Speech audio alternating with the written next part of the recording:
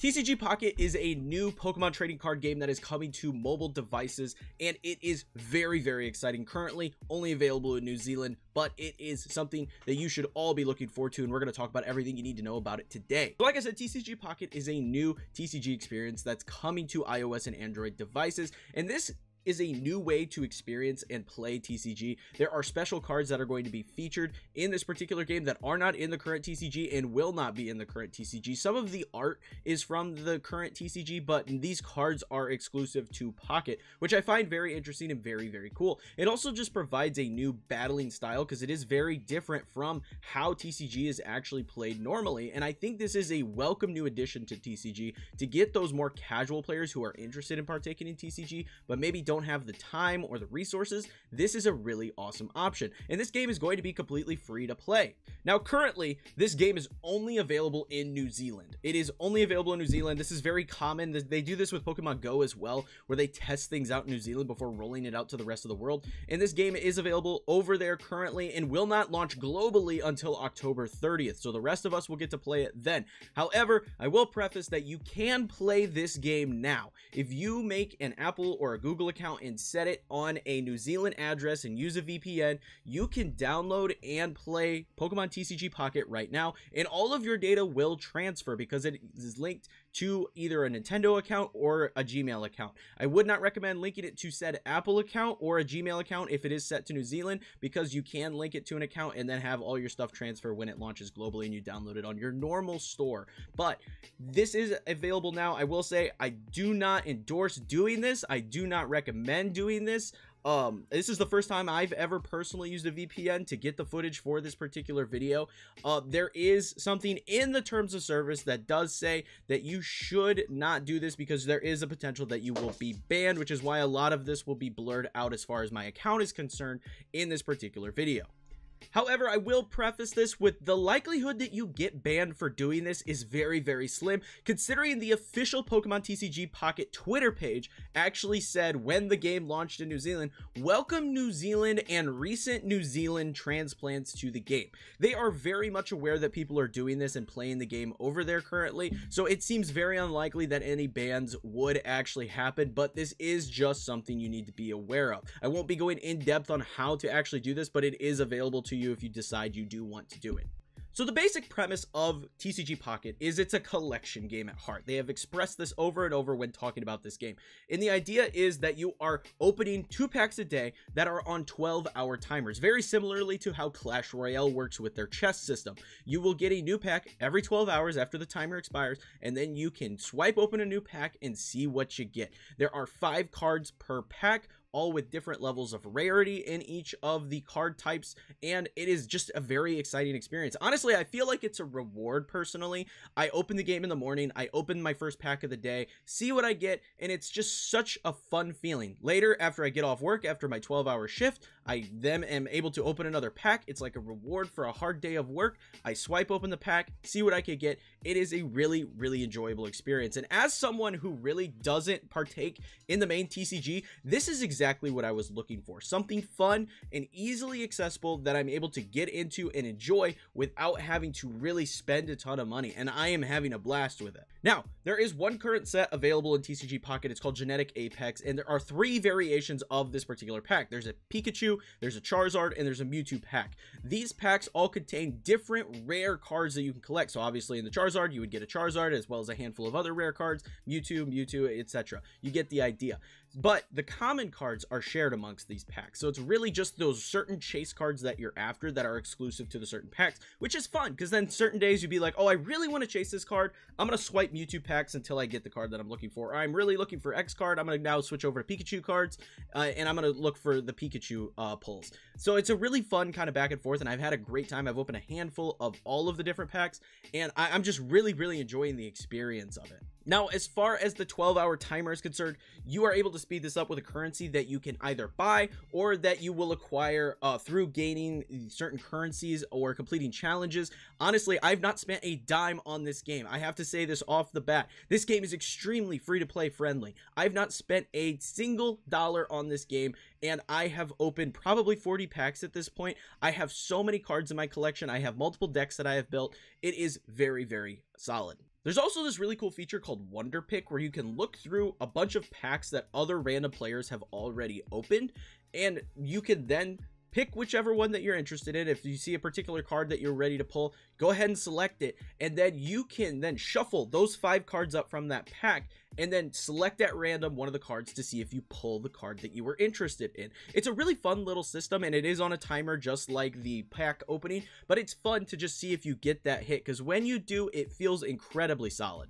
Now, cards that you collect can be looked at in your collection page. You can put them into binders as well as sleeves, so that way your friends can look at your cards and see your collection in a really cool and interesting way.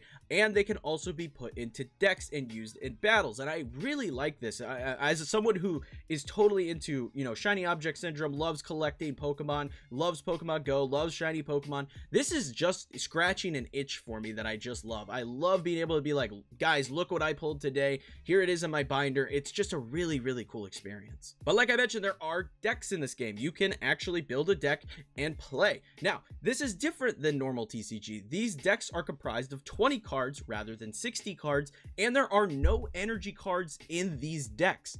And there are a handful of options on how you can go about building said decks. There is an option to have the game auto build a deck for you based on the cards that you have in your collection by selecting an energy type, which I think is really nice. Or you can build your own, which I think is a perfect little solution. If you're someone who's not really into deck building but just wants to do the battles, you can just have the game build you. And I personally, all my decks have been auto built, and I have had a ton of success with them. They are very solid decks. I have been enjoying that feature immensely, but I know there are people out there that are going to want to min-max their decks and be able to create whatever they want, and that option is also available to you. There are also rental decks that you can get and acquire, and these are fantastic in the early game when your collection is kind of small. You don't have enough cards to build really a substantial deck. You can use these rental decks to then go in and do the battles that are going to allow you to acquire more currency to grow your collection, which is fantastic.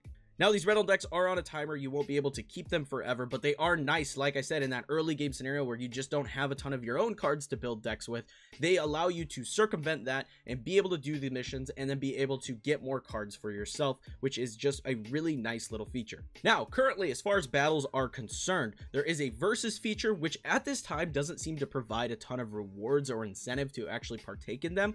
I imagine this will change over time, but at this moment doesn't seem to be a huge thing. I'm sure they're just working out bugs and things like that in the versus mode specifically, but there are also solo challenges of varying difficulties that will provide additional challenges that allow you to earn more currency to open more packs. And these are a lot of fun because there are a handful of different missions for each of these battles that you may not be able to complete all in one go. So you'll have to approach them with different strategies each time to get these missions done, which will then provide you with additional rewards to buy more packs. Now, as far as battling is actually concerned, it's a little different than the normal TCG. Like I said, we already talked about the 20 versus 60 card decks, but on top of that, there's no energy in your deck, so how do you acquire energy? Well, energy is given to you once per turn. Every turn, you're going to acquire an energy based on the type of cards in your deck. So if you have a mono electric deck, once a turn, you will get an electric energy every single time.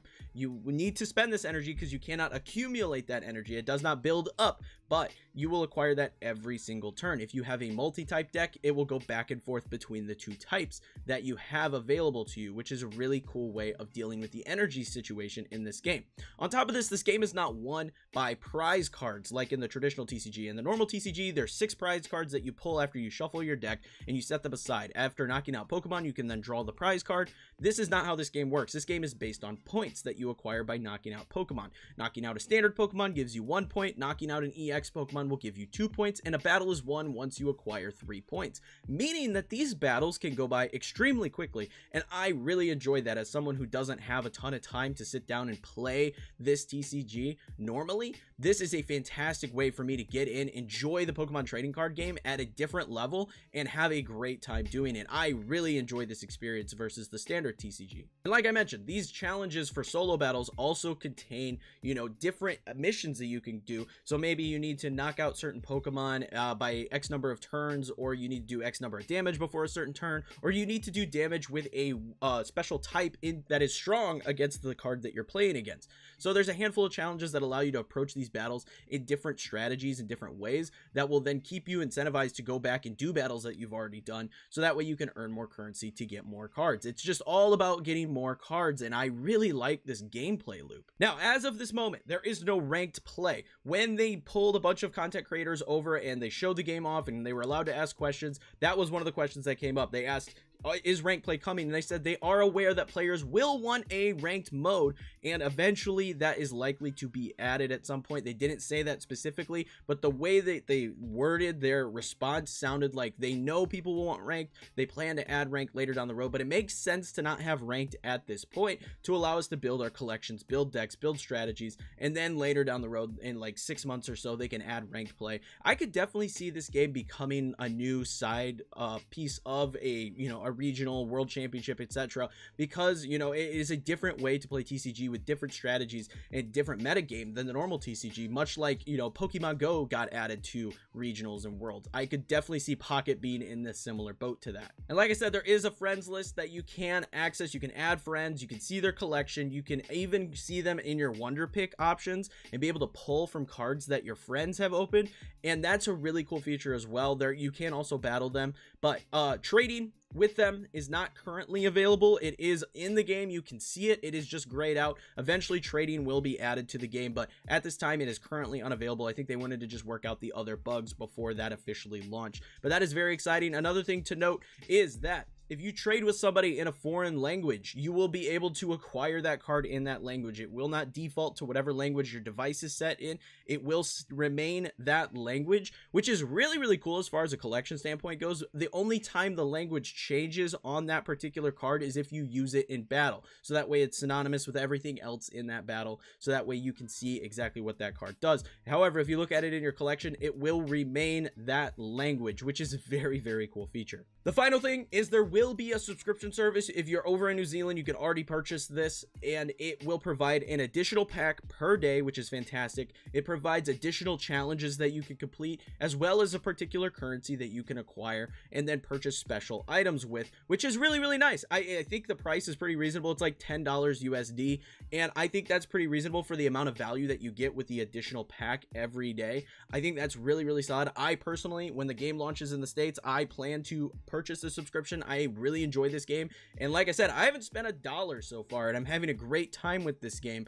So I'm more than happy to throw 10 bucks a month their way and get an additional pack and keep enjoying the game the way I am. But if you want to spend money, that option is available to you, and you can do so. I think this game is really, really awesome. It is exactly what I was looking for as far as the TCG is concerned. I know TCG Live exists. It's just not a side of the TCG that I've been interested in getting into. I think it's a huge money investment personally for me that I am just not interested in, and this gives me a way to play TCG, support Pokemon by giving them money through this subscription service and enjoying the TCG in a different way than what a lot of other players do, and that is awesome. I think this is a great way to bring more people into the TCG and get more people. I think in turn this will turn into more card sales, physical card sales, because people will enjoy this and want to collect cards in real life as well. For me personally, I'm cool right here with my little digital cards, and I'm having a great time with it. So you guys should definitely be looking forward to this game. I hope you guys enjoyed the video and enjoy this kind of stuff. I sub for more Pokemon content, but mainly VGC stuff here on this channel. And until next time, peace.